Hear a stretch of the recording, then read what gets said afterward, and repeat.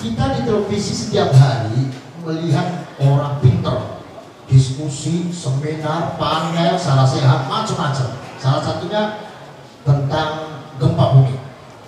Orang membahas gempa bumi begitu hebatnya. Gempa bumi adalah pergeseran lempengan. Kalau terjadi pada sekian kilometer, maka akan berdampak demikian. Akan terjadi magnitudo sekian Richter. Pintar sekali. Tapi apakah pernah ada di televisi mengatakan ini semua kehendak Allah, mari kita bertaubat? Pernah ada?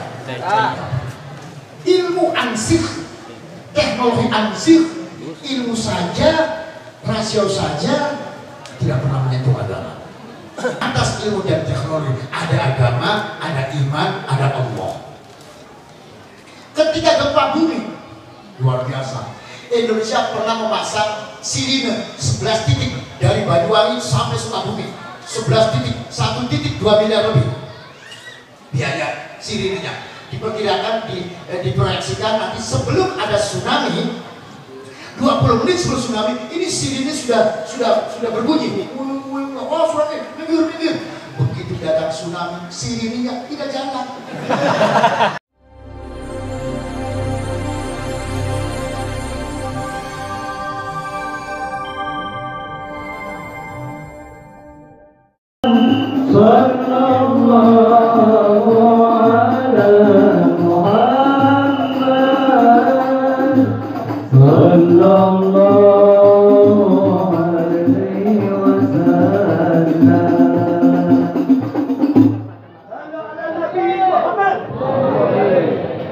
صلوا على النبي محمد صلوا على النبي محمد اذكروا الصلاة على النبي محمد.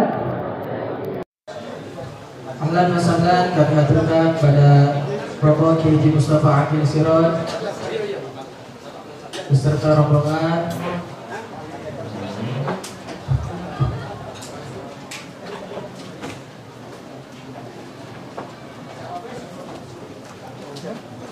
kami persilahkan. Sallu ala Nabi Muhammad. Sallu ala Nabi Muhammad. Udhkuru salat ala Nabi Muhammad.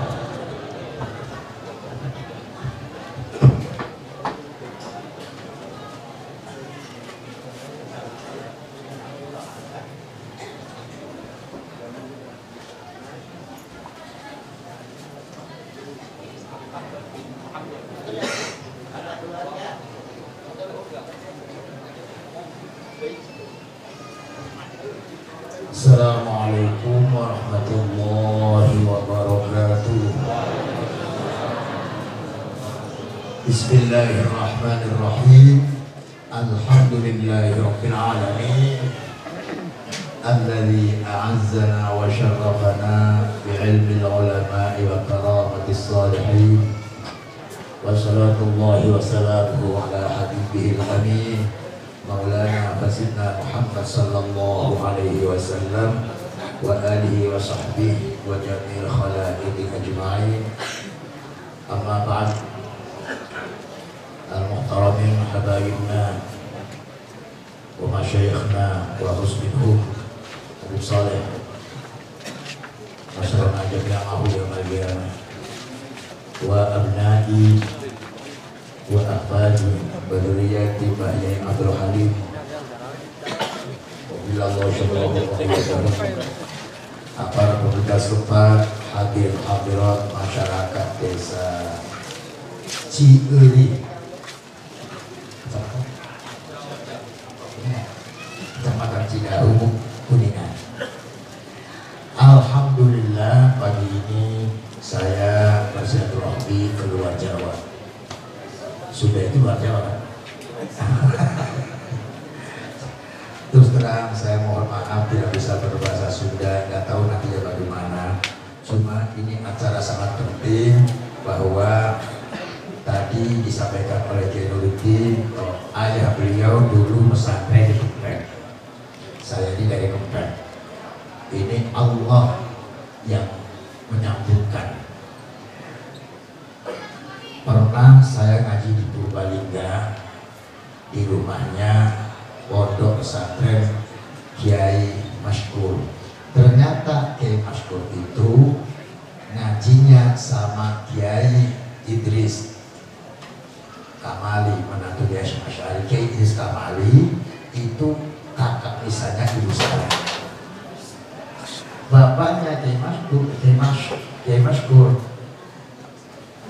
Mbah Kiai Husni ngajinya sama Kiai Umar, uang saya. Itu yang bukan awalnya, sampai sekarang itu sudah 7 kali. Demikianlah Allah kalau sudah menghendaki, di annal arwah junudun mujannada. Di sini pesantren Mambaul Raudatul Muhtadin. Kita harus bersyukur kepada Allah masih banyak pesantren. Kalau tidak ada pesantren, wallahu a'lam. Sebab terasa atau tidak terasa, ngerti atau tidak ngerti, tahu atau tidak tahu, kita setapak demi setapak, selangkah demi selangkah dijauhkan dari agama, dijauhkan dari Allah, dijauhkan dari Al-Quran. Dan nggak terasa dijauhkan dari Allah setiap hari, tapi tidak terasa. Contoh, kita di televisi setiap hari melihat orang pinter, diskusi, seminar, panel, salah sehat, macam-macam. Salah satunya tentang gempa bumi. Orang membahas gempa bumi begitu hebatnya. Gempa bumi adalah pergeseran lempengan. Kalau terjadi pada sekian kilometer, maka akan berdampak demikian. Akan terjadi magnitudo sekian Richter. Pintar sekali. Tapi apakah pernah ada di televisi mengatakan ini semua kehendak Allah, mari kita bertaubat? Pernah ada? Ilmu ansih, teknologi ansih, ilmu saja, rasio saja tidak pernah menyentuh agama. Orang bicara corona hebat, bicara tentang virus, bicara tentang pengaruhnya terhadap kesehatan, terhadap jantung, paru-paru, tapi tidak ada itu yang mengatakan ini adalah kehendak Allah. Kalau sudah kehendak Allah, tidak ada yang bisa melawannya. Dokter, ribuan dokter, puluhan ribu sedunia, tidak ada yang bisa menangani, bahkan tahu tentang hakikatnya virus pun tidak pernah ditemukan. Oleh karena itu kita yakin bahwa ini kehendak Allah. Tidak pernah ada orang maksud itu. Nah, kitanya santrinya kadang-kadang tidak merasakan hal itu adalah menjauhkan kita dari Allah. Padahal ketika sesuatu tidak bisa dibahas, dicerna oleh akal, kemana larinya? Ketika dokter ribuan sudah tidak mampu, larinya kemana? Ketika gempa sudah tidak bisa dicerna dengan akal, contoh Indonesia dengan Malaysia cuma satu apa? Kalau orang Jawa itu gagal, kalau sudah apa? Itu gagal kertas. Itu perbatasan. Tapi kenapa di Malaysia nggak ada? Ini nggak pernah dibahas. Oleh karena itu kita perlu pesantren. Di mana pesantren adalah memberikan pendidikan bukan hanya zahir, bukan hanya ilmu, bukan hanya teknologi, tapi di atas ilmu dan teknologi ada agama, ada iman, ada Allah. Dulu pernah kontradiksi perang antara iman dengan ilmu. Siapa? Disampaikan ceritanya dalam Al-Quran, yaitu tentang Nabi Nuh dan anaknya. Nabi Nuh itu nabi yang paling sabar. 900 tahun lebih dakwah, hanya mendapatkan orang 80. 900 tahun 80. Nah, sampai jadi ustaz 2 tahun sudah dapat jam yang 4. Ya Allah, selalu kalah Nabi Nuh itu. Nabi Nuh itu menderita setiap hari, berdarah-darah itu setiap hari. Kalau sembuh keluar lagi, dakwah lagi, dilempari batu sampai berdarah-darah, rumahnya dibakar, seluruh kekayaannya dicuri, dibakar, nangis terus. Akhirnya Nabi Nuh tidak kuat. Nabi Nuh doa kepada Allah, Rabbila tadharu 'alal ardi minal kafirin Ya Allah, matikan semua orang kafir, jangan ada satu pun yang disisakan. Semua orang kafir matikan semua, satu pun jangan ada yang hidup. Untung sekarang gak ada Nabi Nuh. Nah kalau sekarang ada Nabi Nuh, mati semua, kita baru dah. Manusia etak mati semua, untung gak ada Nabi Nuh. Rabbina tadharu 'alal ardi minal kafirina dayyara. Gusti, matikan semua sudah tidak tahan. Kata Allah, baik. Dimatikan Gusti, bunuh semua. Iya, alhamdulillah, terima kasih. Pakainya apa Gusti? Pakainya dibakar api? Enggak. Atau digempa bumi? Bukan. Atau angin? Bukan. Terus apa? Banjir. Banjir semua? Iya. Sayangnya mungkin dia nggak bisa renang jadi sayangan. Sayangnya bagaimana? Banjir semua sayangnya tenggelam bagaimana? Kamu naik perahu. Perahunya dari mana? Barangkali diantar oleh dealernya. Enggak. Perahunya dari mana? Ya kamu bikin. Bikinnya pakai apa? Ya pakai kayu. Kayunya di mana? Dari pohon. Pohonnya tanam dulu. Itu kalau Ustaz sekarang udah lari. Apa-apa Tuhan begitu. 50 tahun pohonnya baru bisa dibuat. Begitu perahu jadi, jadi hina orang. Akhirnya banjir datang, hujan 40 hari 40 malam, dan air bukan hanya dari atas juga dari bawah, tinggi sekali airnya. Nabi Nuh punya anak kafir, namanya siapa? Kan'an itu rasionalis. Kan'an itu teknolog. Dia pinter, tingginya di atas rata-rata. Orang waktu itu tinggi 30 meter, dia 40 sampai 50. Tingginya 50 meter. Itu tukang jahitnya bagaimana ya Pak? Kata Nabi Nuh, ya bunayyar kam ma'ana wala takum ma'al kafirin. Wahai Kan'an, naiklah ke perahu. Yang ngomong Nabi. Nabi itu omongannya wahyu. Wahyu itu dari Gusti Allah. Artinya iman, agama, Allah. Anaknya diajak naik melihat gunung. Apa itu gunung? Gunung adalah alam, alam adalah teknologi, teknologi adalah sains, fakultas, jurusan. Dia melihat akal dan akalnya tertumpu pada gunung. Gunung mengandung segala-galanya, apalagi selama ini tidak pernah ada banjir melampaui gunung. Dia jawab, qala sa'awi ila jabalai ya'simuni minal ma'. Wahai Bapak, tenang saja, ada gunung. Apa itu gunung? Alam. Apa itu gunung? Teknologi. Apa itu gunung? Akal, rasio, ilmu. Nah, tadi iman. Apa?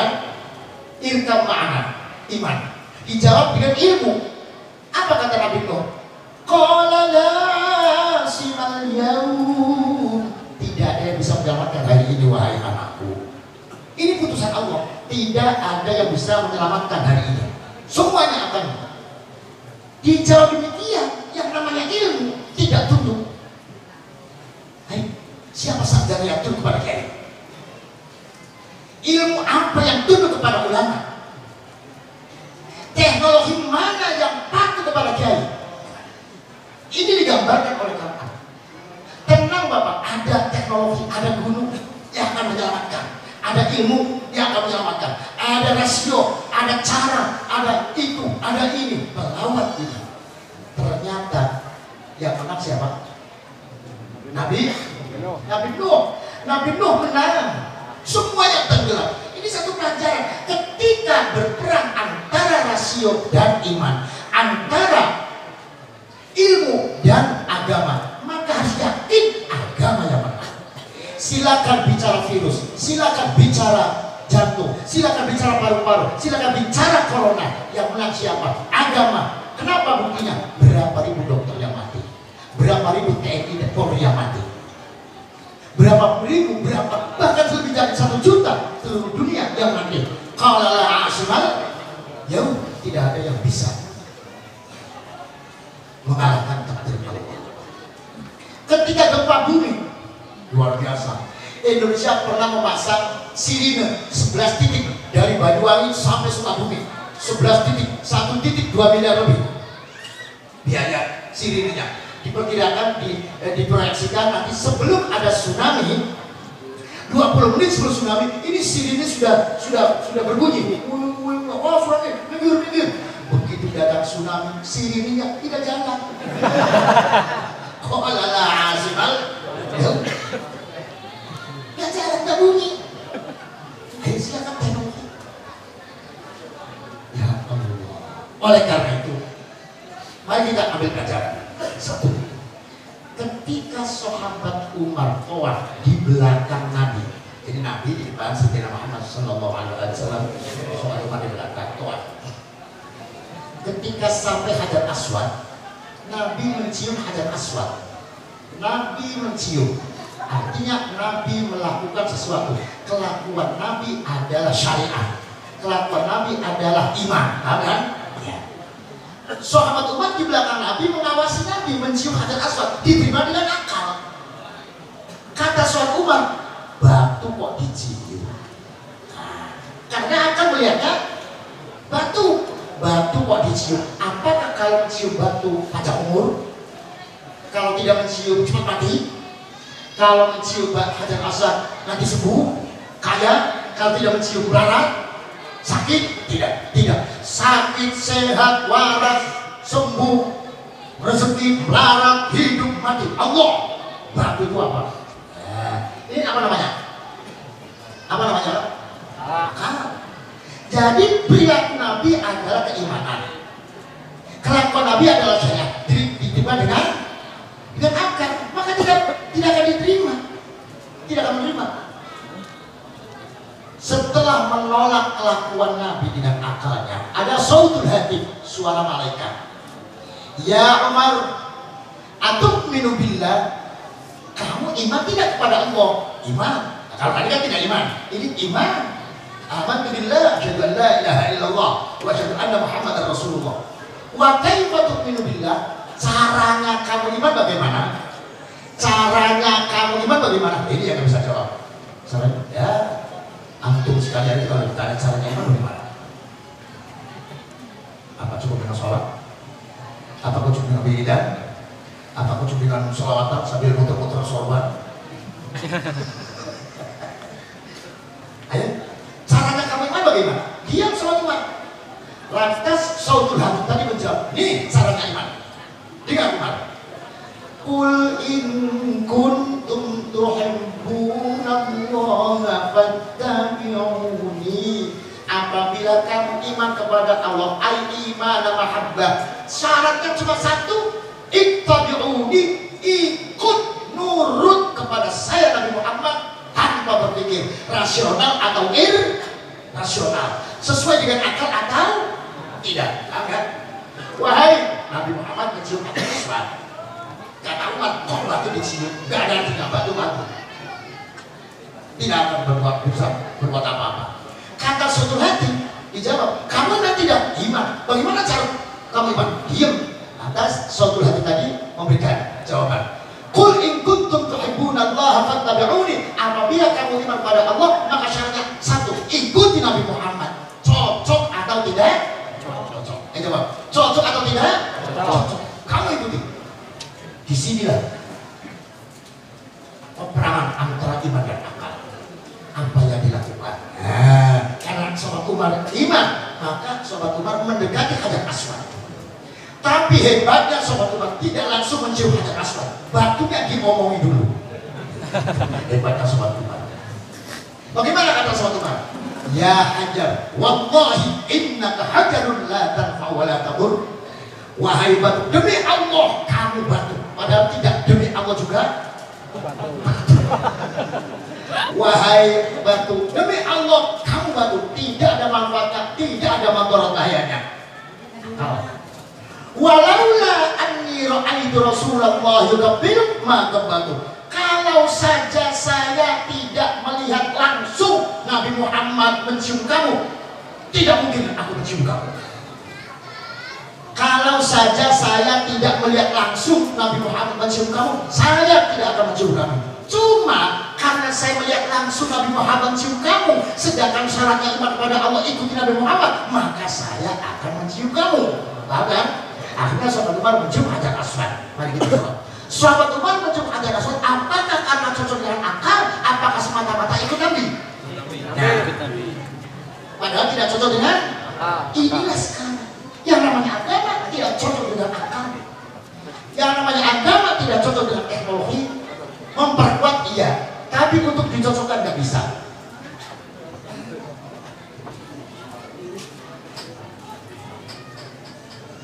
Yang dicocokkan nggak bisa. Oleh karena itu, akal tidak boleh mengalahkan iman. Paham ya? Akal tidak boleh mengalahkan. Bagaimana keseimbangannya? Dijawab cuma satu. Kalau masih ada pesantren, maka iman masih menang. Kalau masih ada pesantren, iman masih menang. Tapi kita tidak terasa, iman sudah menjadi kalah-kalahan. Contoh, DPR kita mengusulkan apa? Dihilangkan, diharapkannya minuman keras. Sudah 2 periode sampai sekarang, setiap tahun mengusulkan, tidak pernah hilang, tetap diizinkan. Itu kan persoalan agama tidak mampu, tidak diterima. Ya karena backing-backingnya itu orang-orang besar. Paham ya?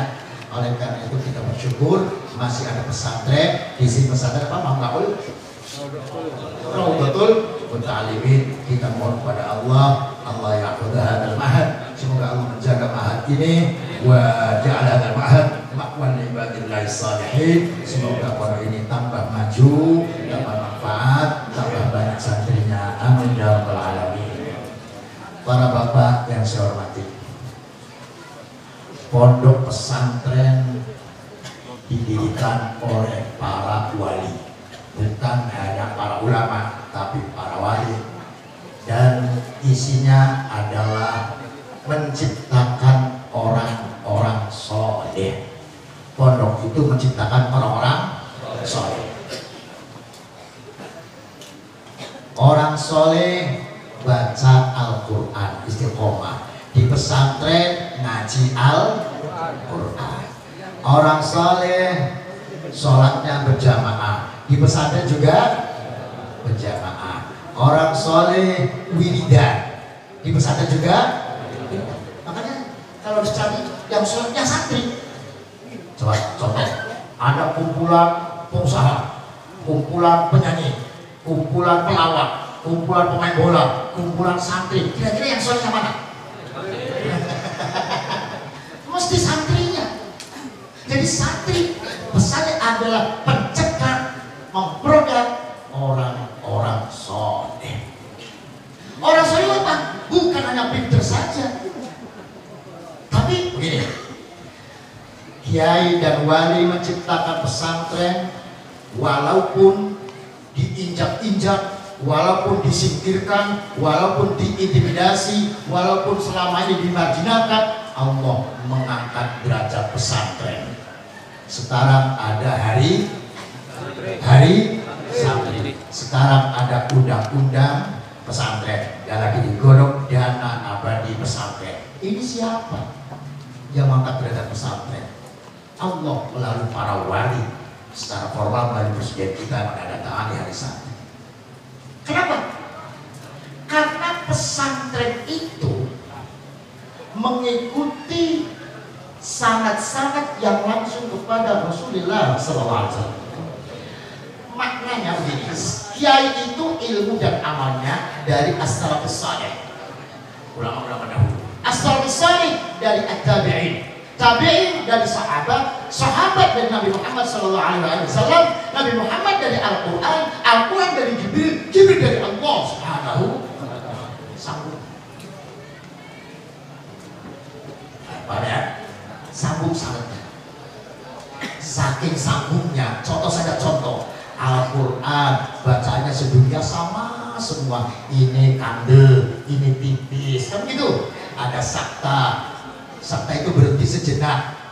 Kalabat ronal. Bahasa Inggris ada begitu nggak? Oh, bahasa Inggris sakta.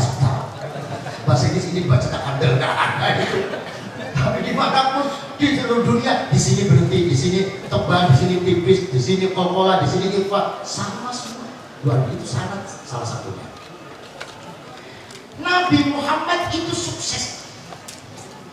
Dua sukses. Satu, sukses menjadi guru. Dua, sukses menjadi pemimpin. Menjadi guru itu sukses. Bukti kesuksesan Nabi Muhammad, muridnya pinter-pinter. Jadi kalau dilihat guru sukses enggak, dilihat saja muridnya. Kalau dia gurunya goblok-goblok berarti. Nah, Nabi Muhammad itu muridnya pinter-pinter. Saking pinternya sampai Nabi Muhammad berkata, "Alaikum bisunnati wa sunnatil khulafa'ir rasyidin." Ikut, kalau saya mati nanti kata Nabi Muhammad, ikutilah khulafa Abu Bakar, Umar, Utsman, Ali. Berarti khulafa ini yang pinter-pinter. Kalau goblok-goblok masa harus diikuti. Luar biasa. Kalau saya mati cukup ikuti sahabat, nggak usah ikut saya. Luar biasa.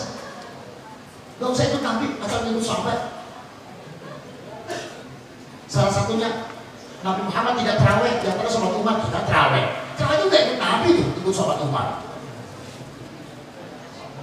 Waktu sahabat Utsman membuat tim penulis Al-Quran.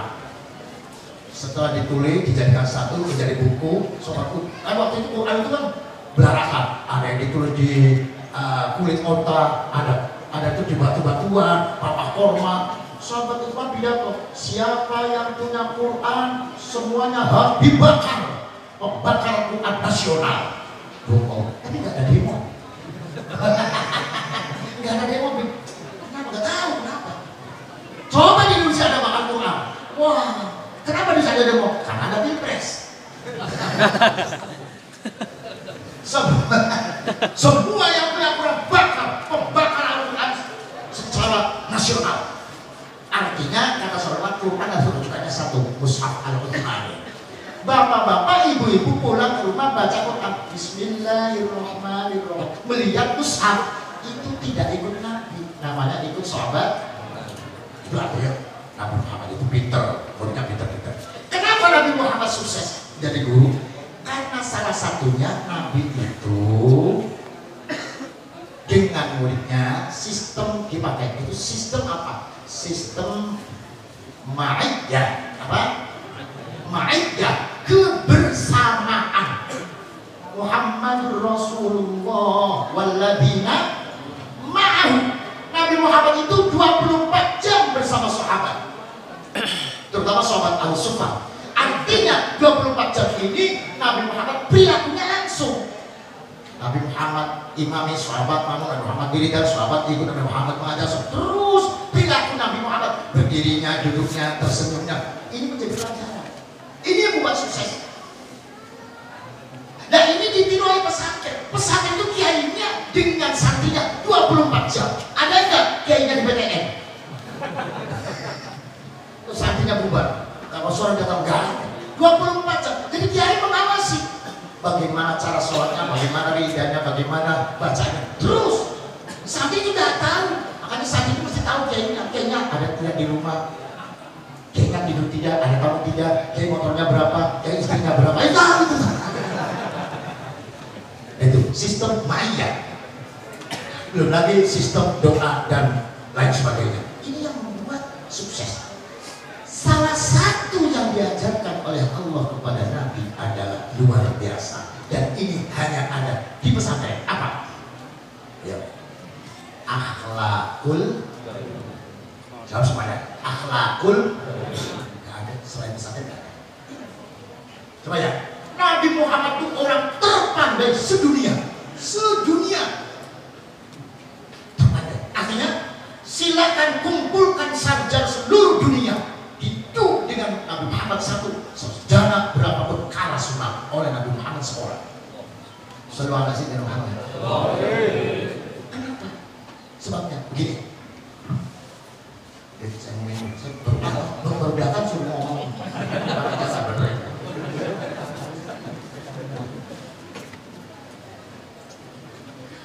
Allah punya Quran. Quran itu omongan Allah. Omongan Allah itu tidak jelas. Nggak ada yang jelas omongan Allah. Quran itu nggak jelas. Siapa yang mau Quran jelas? Nggak jelas. Contoh. Quran perintah sholat. Ayatnya cuma aqimus sholat. Ayo pada sholat. Cuma begitu. Nggak ada dalam Al-Quran. Namanya sholat apa? Zuhur, asar, maghrib. Nggak ada. Berapa rakaat? Nggak ada.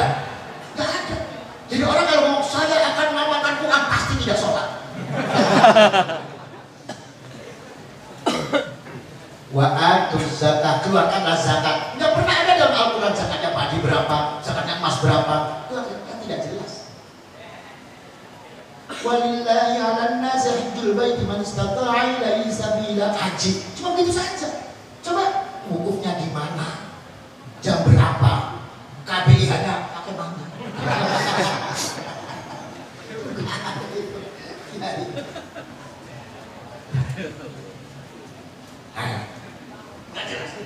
Allah punya Quran. Quran itu omongan Allah. Omongan Allah itu tidak jelas. Sedangkan Quran harus diamalkan. Dan yang mengamalkannya bagaimana tidak jelas. Oleh karena tidak jelas maka berarti butuh penjelasan. Pertanyaannya, siapakah yang mampu menjelaskan omongan Allah? Siapa? Nggak mudah. Ada syaratnya. Berat apa? Syaratnya bisa menjelaskan omongan Allah harus ngerti maunya Allah. Lalu dari orang Jawa, kudu ngerti karepe Gusti Allah. Harus tahu maunya Allah. Maunya Allah apa? Sementara maunya Allah itu hese. Sementara maunya Allah itu sukar. Sukar sekali maunya Allah. Allah suka dipahami, maha absolut, maha skarpe dewek. Contoh. Pengajian besar yang datang habaib, ulama, santri penuh ribuan. Hujan.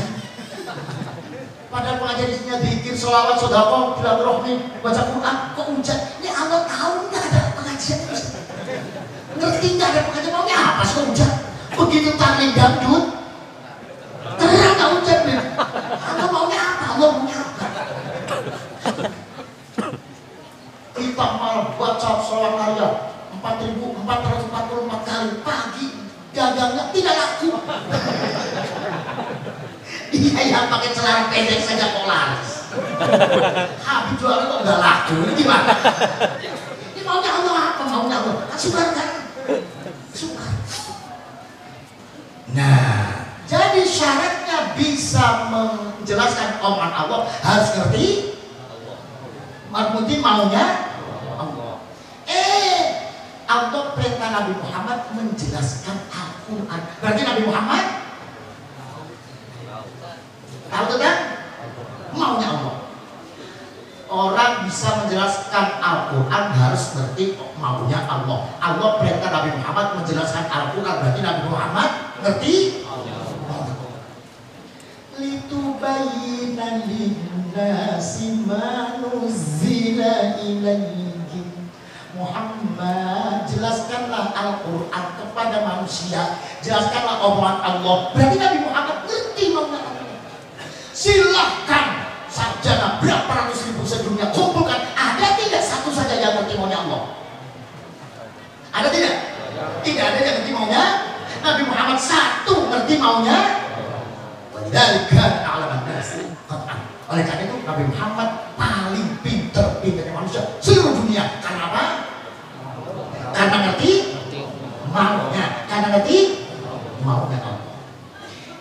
Sebegitu pinternya Nabi Muhammad, paling alim, paling cerdas, paling berilmu. Ternyata Allah tidak pernah memuji ilmunya Nabi Muhammad. Tidak pernah dipuji ilmunya. Padahal mengalahkan seluruh sarjana. Yang dipuji akhlaknya. Apa? Akhlaknya. Wa innaka la'ala azim. Muhammad, kamu akhlaknya luhur, kamu akhlaknya tinggi, kamu akhlaknya mulia. Enggak ada. Wa innaka la'ala ilmin alim. Ilmunya kamu hebat, ilmunya cerdas, kamu IQ-nya di atas rata-rata. Enggak ada. Enggak ada. Yang dipuji ini. Justru, nanti enggak justru. Justru kalau persoalan ilmu, Nabi Muhammad disuruh merasa bodoh. Disuruh goro-goro dipuji, malah disuruh bersabodo. Apa? Wa qur rabbi zidni ilma. Muhammad mintalah tambah ilmu. Mintalah ilmu. Berarti Nabi Muhammad disuruh bersabodo. Pada begitu tingginya ilmunya disuruh merasa bodoh. Yang dipuji apa? Akhlaknya luar biasa. Luar biasa. Pertanyaannya, lembaga pendidikan mana yang menekankan agar muridnya berakhlak? Jawab semua. Lembaga pendidikan mana yang menekankan muridnya berakhlak? Pesan? Hanya pesantren yang menekankan akhlakul karimah. Dan ini sudah maaf, saya punya bapak namanya Kiai Akil, rahimahullah wabarakatuh. Kiai Akil itu a'lamu ahli untuk Cirebon, Indramayu, Majalengka, Kuningan, sekitarnya Brebes, Tegal, Pekalongan, yang paling alim dalam ilmu nahwu bapak saya. Paling pintar ilmu nahwu. Sebegitu paling pinternya bapak saya kalau kirim surat, wassalam minal abdid dalil Muhammad Akil. Ini surat dari hamba yang hina namanya Akil. Siapa yang nulis? Al-Jahil, Al-Fakir. Sampai bukan? Imam Kiai Nawawi Banten, Syekh Ali Banten, lalu Musaddafatun Katsirah. Kiai Nawawi Banten itu punya karangan kitab banyak sekali. Yang paling fenomenal adalah Kiai Nawawi Banten punya tafsir, namanya tafsir Murah Habib atau tafsir Munir. Luar biasa Kiai Nawawi Banten.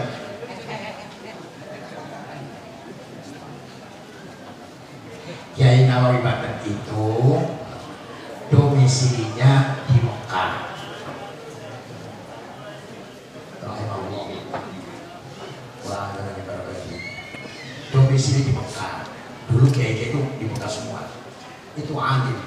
Banyak santri yang minta, Kiai minta buatkan kitab syarahnya, dibuatkan syarah sampingan nih, syarah surat nih, syarah semuanya dibuka syarah Sakti Nawawi semua. Terakhir ada banyak orang minta dibuatkan tafsir Kiai Nawawi. Saya tidak paham.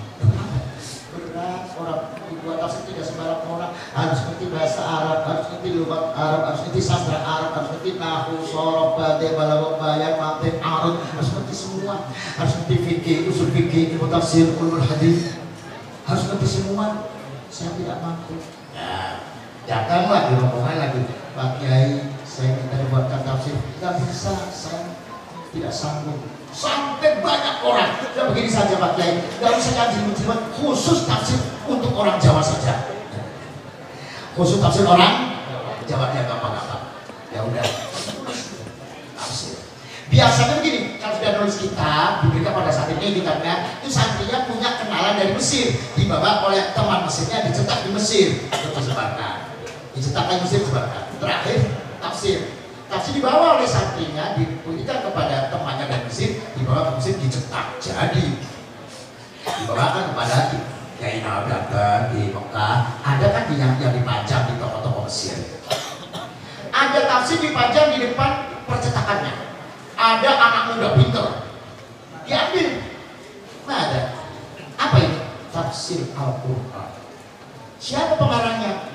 Nawawi Jawa. Orang Jawa ngarang tafsir. Seberapa sih ilmunya? Kok hebat sekali, kok pintar sekali, kok gagah sekali, kok sombong sekali, sampai berani membuat tafsir. Siapa orangnya? Kayak apa pintarnya? Maklum. Ngomong sama cetakan, siapa ini? Itu namanya Nawawi Banten. Orang mana? Orang Jawa. Bisa ketemu. Yang saya sendiri gak pernah ketemu.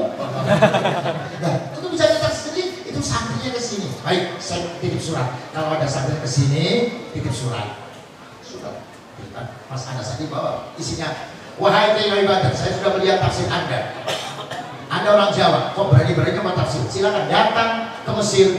Silakan tentukan harinya untuk membedah buku. Nanti bedah buku ya, mengoreksi lah salah benarnya. Apa coba kita? Luar biasa. Coba kita lihat. Saya orang Jawa, bukan orang Arab. Tentu tafsir saya banyak yang salah. Maka ketika dapat surat undangan, saya senang sekali. Berarti tafsir saya akan banyak yang dibenarkan. Loh,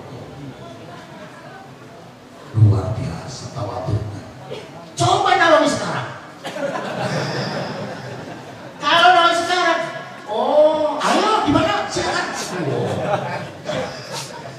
Apa?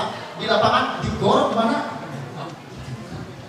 Ditentukan harinya tanggal sekian. Berangkat ke Nawawi, membawa santrinya namanya Ahmad. Ahmad, ya Pak Kiai, hari itu saya ke Mesir. Mangga Pak Kiai, jalan. Setelah melewati dekat sekitar kurang 3-4 kilo, panas sekali kan di padang pasir. Istirahat dulu Ahmad, ya pada makan dulu. Makan apa makannya? Roti kering dicelup air. Roti kering dicelup air, itu saja makannya. Makanan cerdas. Lah saja sekarang Indomie masuk. Apalagi? Ya Allah, cipeng masuk, dalam masuk. Dari mana project gede, makanya goblok-goblok. Kayak apa itu? Makanya cuma roti dicelup air. Cerdas. Udah makan, kayak Nawawi tulis. Saya tulis, nih Ahmad, kamu amalkan. Iya Pak Kiai. Kiai Nawawi wudhu, sholat, zikir, wiridan, selesai. Sudah apa Ahmad? Sudah. Betul. Apa di luar kepala? Apa di luar kepala? Cerdas aja Ahmad. Kenapa? Roti dicelup. Coba sekarang kalau sampai ada roti celup air langsung jadi izin.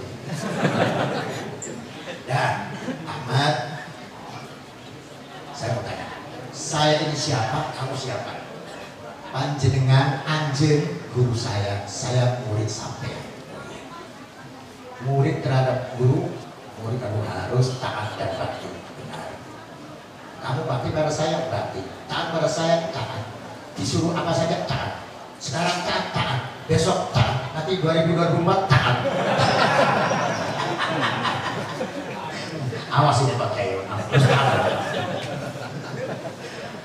Alah, ikut kiai cuma tahlilnya doang. Kalau ada berkatnya, begitu giliran pemilu nanti dulu. Ini demokrasi lah. Sakit sekali. Golkar itu punya 5. 1 Golkar, Hanura, Demokrat, Gerindra, Nasdem. 5. Adem, aman, tentrem 5. NU punya 2 saja berantem. PKB dengan P3 berantem. Ya Allah, padahal yang punya Mauludan NU, yang punya 7 hari. Jawab, punya 7 hari. Punya marhabanan. Yang punya berantem. Ini punya 2. 2 itu kalau kecil-kecil punya suara 2. Besar kalau 1 suaranya berarti 1. Oleh karena itu hidupkan semuanya. Gak usah berantem. Kamu saya P3, kamu PDI, ya sudah.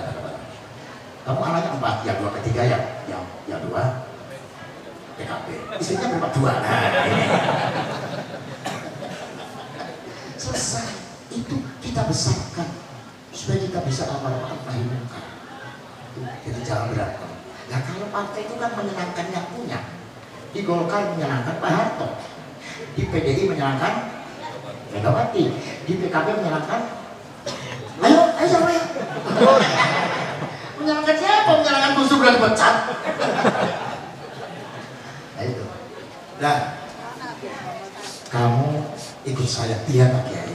Taat Pak Kiai. Apa kata saya turut? Iya Pak Kiai. Coba pecinya dilepas. Iya Pak Kiai.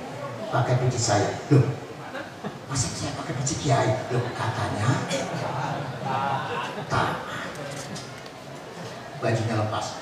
Pakai baju Kiai bagaimana? Katanya jubahnya, sorbannya, sendalnya. Kiai nanti bagaimana sayanya? Katanya. Dan kamu naik ontak. Pakai saya nuntut. Sulah hadap Kiai. Loh katanya. Udah begini, kamu tahu nanti yang jadi Kiai Nawawi kamu. Dia nurut. Ya Kiai. Bro. Sampai di arena pembeda koreksi buku. Wah, disambut 400 lebih. Dari ulama-ulama besar. Yang lain kan cuma 1 tim. Tapi semuanya ikram karena kalau orang Jawa orang pati-pati. Saudara tahu apa ya? Sudah tahu. Teka-pati, iya pati-pati itu. Pati-pati bahasa Indonesia nya lain kok. Masa tidak pati-pati? Teka-pati biasa ada tafsir berarti orang ahli. Wah, Allah masalah dirang-dirang diciumi Allah masalah itu diciumi siapa itu? Santri. Ini saya yang nggak mau, nanti amplopnya kena santri ini jelas. So, begitu masuk arena kan harus lepas sandal. Coba sandalnya kiai siapa? Coba santrinya mana suruh bawa sandalnya kiai? Gak umum. Ini terkenal kiai Nawawi ngempit sandalnya santrinya. Santrinya kalau Nawawi bocok belakang. Itu pakai sorban. Assalamualaikum warahmatullahi wabarakatuh. Ayyuhal hadirun. In hadzal yawmun 'azimun wa muntazar. Ja'a ilaina wa 'indana mufassir min al-Jawa ismuhu Nawawi bin Umar Al-Battani wa lahu musannaf fi tafsir ismuhu Marahnabi atau Tafsir Munir. Bahwa hari ini hari yang kita tunggu-tunggu, hari di mana kita kedatangan orang yang baru saja menyaksikan tafsir namanya Marahnabi datang ke sini. Marilah para hadirin kita koreksi bersama-sama. Silakan kepada Kiai Nawawi dipersilakan. Santrinya itu. Assalamualaikum warahmatullahi wabarakatuh. Saya ini orang Jawa, bukan orang Arab. Saya hanya diminta kawan-kawan dari Jawa membuat tafsir. Padahal saya tidak punya kapasitas membuat tafsir. Saya tidak ngerti sastra Arab, tidak ngerti ilmu apa-apa. Oleh karena itu tentu tafsir saya banyak salah. Oleh karena itu ketika mendapatkan surat undangan untuk bedah tafsir, saya senang sekali. Berarti tafsir saya yang salah akan menjadi benar. Saya sudah mempersiapkan untuk koreksi bersama. Silakan bertanya tentang tafsir saya. Apakah dari ayat zahir batinnya, apakah dari asbabun nuzul, apakah ayat muqaddamah atau muakhirah, ayat sabariyah, habariyah, ayat nasikh, ayat mansukh, ayat segala, silakan. Saya sudah siap semua. Cuma saya ini sudah tua, perjalanan jauh dan capek, maka sementara saya gantikan dulu pada santri saya. Coba santri saya mana? Santri cuma santri pojok-pojok. Santrinya banding. Naik santri yang ini kiainya. Hadirin malah. Kurang ajar. Ditunggu berbulan-bulan kau dikasih santrinya. Benar-benar sudah santrinya tak bantai saja, tidak pertanyaan sukar. Nanti kita ingin tahu kiainya kayak apa. Sudah dirundingan pertanyaan yang suka, yaitu ayatul Muhammad. Ayat apa itu? Seperti Alif Lam Mim, Yasin, wa yaqwa wajhu, wa yatullahi fawqa aydihim. Ayat mutasyabihat ditanyakan. Seperti Ar-Rahmanu 'alal 'arsy istawa. Pertanyaan. Ar-Rahmanu 'alal 'arsy istawa. Fiha aqwal ulama mutaqaddim wa ta'khirin. Ulama banyak berpendapat. Ada secara zahir, ada secara batin. Terus makna Ar-Rahman, minar Rahman, minar Rahim. Istawa, istiwa. Ala bermakna kalau ala itu di atasnya tanpa batas. Kalau di atas yang masih batas itu fauqa. Diterangkan 4 jam 1 ayat belum selesai. Menurut Imam An-Nawawi sahabat terus begitu masuk zuhur langsung faqamu wa kabbaru Allahu akbar. Hada mihrin, ada mufassir azim. Ini orang cerdas, ini orang pintar, ini mufassir yang luar biasa. Ada yang ngomong ini baru santrinya. Apalagi wah luar biasa. Nah, kesimpulan Kiai Nawawi orang luar biasa, alim, ahli tafsir. Tapi kalau nulis siapa saja itu dibaca kitab tafsirnya. Qala muqassirul mudhib. Berkatalah saya orang yang belum bisa ibadah, yang banyak dosa. Padahal ahli tafsir, tapi muqassir orang yang belum bisa ibadah dan banyak dosa. Ini namanya ilmu atau akhlakul karimah? Ilmu atau akhlak? Akhlak.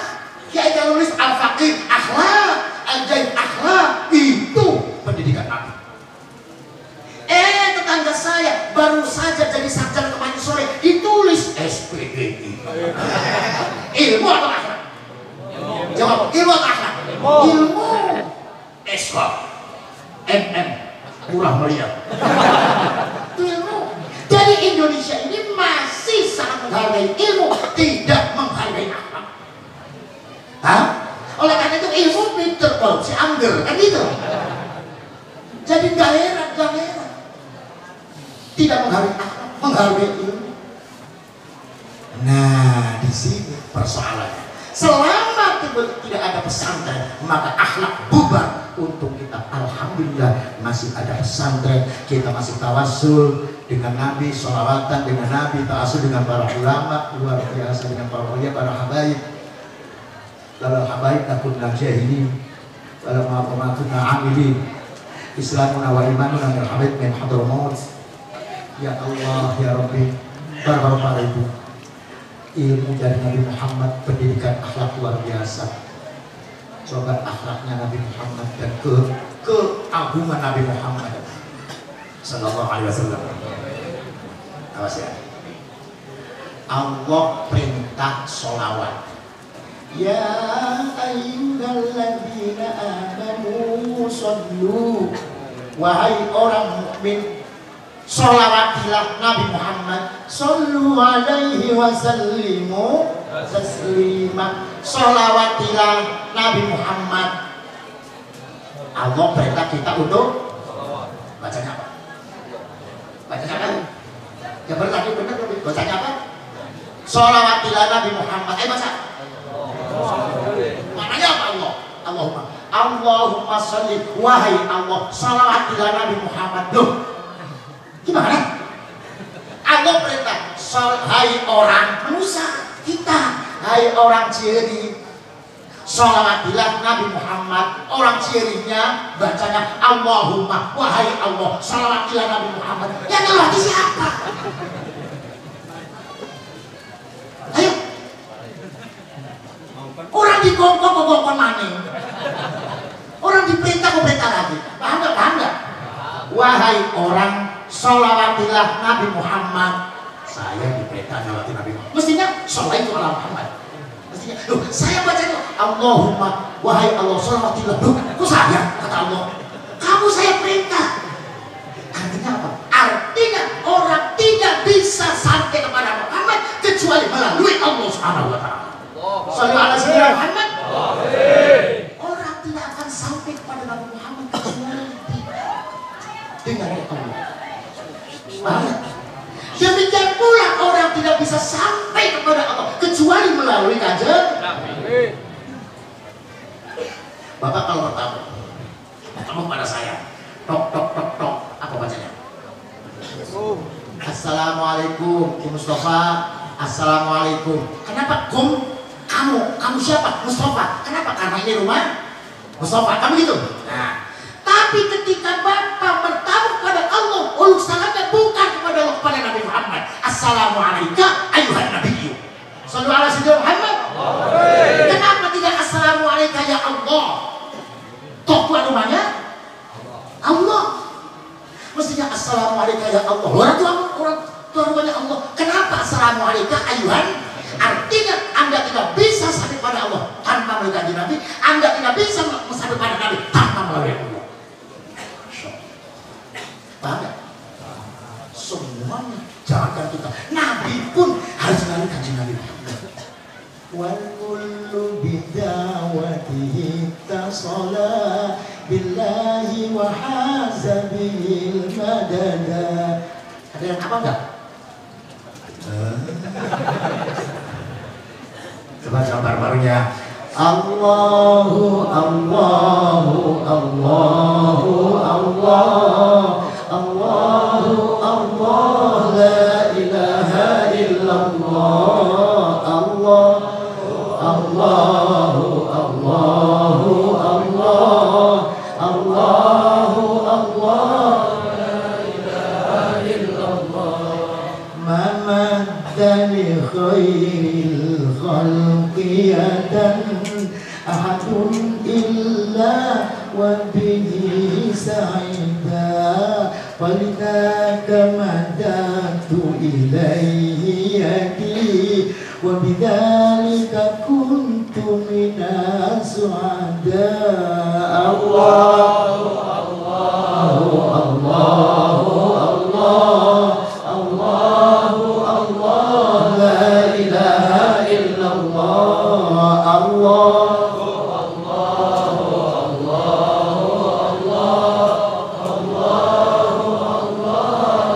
ilaha illallah.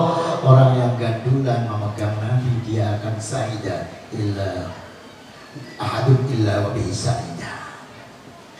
Babul lillahi sama wa ala qadaran wa amtaza bi kulli ula wal kullu bid'awatihi tasala billahi wa haza bihil madada. Allahu Allahu Allahu Allah Allahu Allah la ilaha illallah Allahu Allahu Allah Allahu Allah la ilaha illallah. Wal kullu bidakwati tasawuf. Semuanya hanya melalui kajian Nabi bisa itasawuf billah. Nabi itu bisa jadi nabi kalau iman kepada Nabi Muhammad. Isa, kamu saya jadi nabi, kamu saya jadikan rasul. Tapi syarat kamu, ayo, mubasyiran bi rasulin ba'di ismuhu Ahmad. Kamu harus beritahu nanti ada Nabi Muhammad namanya. Kalau tidak, kamu batal dari nabi. Semuanya bisa sama pada Allah. Oleh karena itu kita tidak boleh lengah, tidak boleh berhenti, harus banyak baca sholat. Sallallahu alaihi Muhammad. Ini apa? Kesuksesan Nabi menjadi lupa. Ini kesuksesan Nabi menjadi guru. Sukses. Pesantren sukses. NU sukses. Kenapa? Karena Nabi. Habaib mana-mana mulia sukses. Kenapa? Karena Nabi. Nah, satu lagi, Nabi itu sukses menjadi pemimpin. Kanjeng Nabi memimpin Madinah, sukses. Yang namanya Madinah asalnya Yathrib, terus sampai sukses diganti Madinah. Ketika Nabi Muhammad masuk ke Madinah, apa yang pertama Nabi Muhammad lakukan? Pertama, Nabi Muhammad berdoa. Riwayat Al-Hadits Bukhari. Allahumma habbib ilaina al-Madinah kahubbina Makkah aw ashadda. Ya Allah, berikan aku bisa mencintai Madinah. Ya Allah, saya minta bisa mencintai. Kenapa? Kok bisa minta mencintai Madinah? Itu artinya Nabi Muhammad seorang nasionalis, mencintai tanah air. Karena akan berdomisili di Madinah, akan membangun Madinah, akan dakwah di Madinah. Tidak mungkin bisa dakwah kalau tidak aman. Syaratnya dakwah kalau syaratnya membangun negara harus aman. Kalau tidak aman tidak bisa membangun. Contoh, saya pernah ke Palestina, ingin sholat di Masjid Aqsa. Sampai di sana malam, masjidnya kelihatan. Tapi karena sudah malam, kata guide, kata penuntut saya, Pak, di hotel saja dulu, nanti subuh ke masjid. Ya, saya di hotel. Mau sholat, saya panggil penjaga. Ya Syekh Ta'afin kiblat. Pak, sini Pak, saya mau sholat kiblatnya mana? Jawabnya, iftah syubah, lidar aidal, masjidnya kalau kiblat. Buka saja jendela, kalau kelihatan masjid itu kiblatnya. Oh, goblok. Saya ngomong goblok, dia tersenyum karena nggak ngerti artinya goblok. Artinya orang Palestina tidak ngerti kiblat, berarti tidak ngerti sholat. Kenapa? Karena Palestina sejak tahun 67 perang dengan Israel belum selesai. Setiap hari bom, setiap orang ditembak, setiap orang ditangkap, bayi diinjak-injak, dilempar, anak perempuan ditangkap tentara. Tiap hari. Ini orang Indonesia membangunkan apa? Rumah sakit 3 lantai hancur dibom oleh Israel. Setiap hari orang Palestina takut ada tembak, takut ada bom. Nah, orang kan setiap hari takut. Kapan berpikir sholat? Kapan berpikir jatiyah? Kapan berpikir halal? Kapan berpikir berkah? Makanya Indonesia itu, ya Allah, paling nikmat-nikmatnya negara di dunia Indonesia. 7 hari berkah, 40 berkah. Ya Ustaz, blending-blending orang. Ngerti blending? Baru ya, blending bentuknya gede. Maaf, saya pernah di Aljazair, di Maroko, di Turki, di Mesir. Itu gak pernah ada pengajian. Gak ada pengajian, muludan gak ada. Haul apa lagi? Orang khutbah saja punya bitaqah. Khutbah saja punya kartu khotib. Kalau orang khutbah ternyata tidak punya kartu khotib, itu ditangkap. Di sini khutbah silakan saja. Mau sehari 17 kali gak boleh apa-apa. Nah itu nikmat. Itu namanya. Jadi membangun harus aman. Aman harus dijaga. Dijaga. Siapa penjaganya? Yang formal TNI Polri. Yang tidak formal NU punya Banser. Silakan. Nah, dijaga itu kalau mencintai. Kalau tidak mencintai, mana akan menjaga? Saya menjaga istri kayak karena saya mencintai. Kalau saya tidak mencintai istri, silakan saja mau dilubung semut, mau dimakan sirup, mau enggak. Nah, oleh karena itu mencintai tanah air adalah pangkal untuk bisa ibadah. Oleh karena itu kiai punya jargon hubbul waton. Nabi masuk ke Madinah melihat ada 3 orang, ada 3 masyarakat, ada Yahudi, ada musyrik, ada Nasrani. Bagaimana? Begitu melihat musyrik, Yahudi, Nasrani, tidak ada itu dalam hati konsep bunuh Nasrani, bunuh Yahudi, tidak ada. Nabi bertanya, ya Allah, bagaimana menghadapi mereka? Apa yang dikatakan Allah? Allah menuntut Nabi. Surat Al-Mumtahanah. La yanjakumullahu walilladzina lam yuqatilukum fid-din wa lam yukhrijukum min diyarikum an tabarruhum wa tuqsitu ilaihim innallaha yuhibbul muqsitin. Antabaruh Muhammad, berbaiklah, bersikap baiklah dengan siapapun, agamanya apapun, etnisnya apapun, sepanjang selama mereka tidak memusuhi kamu. Paham nggak? Bersikap baiklah dengan siapapun, agama apapun, etnis apapun, sepanjang mereka tidak memusuhi kamu. Jadi kalau mereka tidak memusuhi, kita harus berbuat baik. Paham ya? Nah, mari kita tarik ke Indonesia, benang merah ini. Protestan, Katolik, Buddha, Hindu, Konghucu memusuhi kita tidak? Jangan semuanya, memusuhi tidak?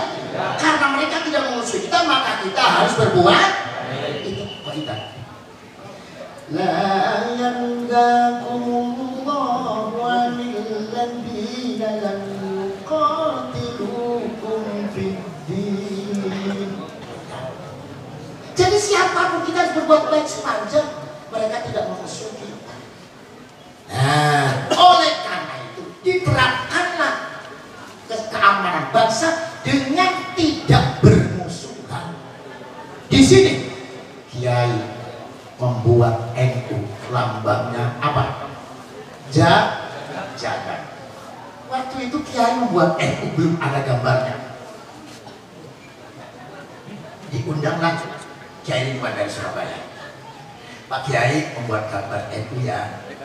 Silakan, yang penting jangan jiplak. Dapatnya apa terserah, kepada gambar banteng. Kiai Ridwan pulang. Kiai Ridwan itu waktu kecil bekerja kepada orang Belanda. Orang Belandanya pelukis, jadi agak ngerti. Di rumah, berpikir gambarnya apa? Nggak ketemu 3 hari. Akhirnya ziarah kubur ke Sunan Ampel. Apa itu? Tawasul itu mintanya kepada siapa? Yang nanti akan memberi siapa? Allah. Itu kelakuan saat itu tawasul. Boleh, kenapa tidak sih? Allah, kok ribut-ribut. Darinya satu sudah ada darinya. Surat Yusuf. Nabi Yusuf tanya kepada saudaranya yang sekian lama tidak ketemu bapaknya, puluhan tahun tidak ketemu. Nabi Yusuf bertanya, wahai saudaraku, bagaimana keadaan bapak? Jawabnya saudaranya, bapak tinggal tulang dengan kulit saja. Memikirkan kamu Yusuf, enggak mau makan. Nangis panjang bertahun-tahun, matanya memutih, tidak bisa melihat. Bapak Nabi Yakub itu matanya memutih, tidak bisa melihat. Bagaimana kata Yusuf? Ilhabu biqamisi hada fa'alquhu ala wajhi abi ya'ti basira. Pulanglah, bawalah baju saya, usapkan kepada wajah ayah saya, nantinya melek. Bang, pulang. Kakaknya membawa bajunya Nabi. Ilhamu biqamisi hada fa'alquhu ala wajhi abi ya'ti basira. Sampai di sana bajunya Nabi Yakub diusapkan ke wajah Nabi Yakub. Melek kontak. Musyrik. Ngomong. Masya Allah. Hatinya banyak. Yang begitu banyak sekali. Hati itu ribuan. Yang memusyrik-musyrikan apanya cuma 1 hadis. Kulubin hati. Hadis 1 apa? Ya Allah. Itu. Akhirnya Kiai Ridwan ke Surangampel. Ya Allah, ya Rabbi, saya diperintah oleh guru saya membuat gambar NU. Tolong tunjukkanlah gambarnya apa dengan keramatnya Surangampel. Wiridan, sholat, baca Quran. Wiridan, sholat, baca Quran. Wirid terus. Jam 1 malam melihat di langit ada gambar jagat. Ditinggal sholat masih ada, ditinggal wiridan masih ada, sampai subuh. Begitu subuh hilang. Akhirnya sholat ke Mbak Syed. Sudah Mbak Syed, sudah, apa gambarnya? Wallahu alam, saya minta pada Allah. Semalam sujud saya melihat gambar jagat. Jagat ya, alhamdulillah. Gambarnya jagat berarti harus bisa mengayomi orang sejagat. Harus bisa mengayomi orang sejagat. Bersama aman, bersama tenang, adem, tentrem karena banyak berkah. Coba lihat itu bangsa baju jalorek mau perang. Nakut-nakuti, tapi tidak takut walaupun bajunya lorek adem. Kenapa? Karena di dada bangsa ada jagatnya, di samping bajunya belum lunas kreditnya.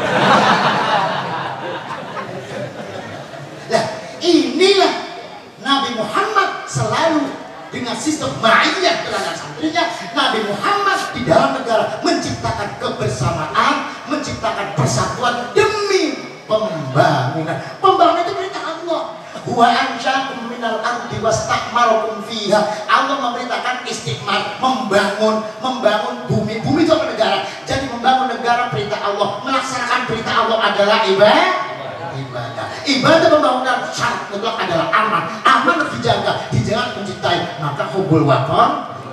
Inilah fungsi pesantren. Sepanjang masih ada pesantren, Indonesia aman. Kalau tidak ada pesantren, la haula wala quwata illa billahil azim. Semoga pesantren kita Raudhatul Muta'allimin. Ja'alallahu hadzal ma'hadan mubaraka wa nafi'an wa hasyarana jami'an ma'ibadillahi shalihin. Wallahu muwaffiq ila aqwamit thoriq. Assalamualaikum warahmatullahi wabarakatuh.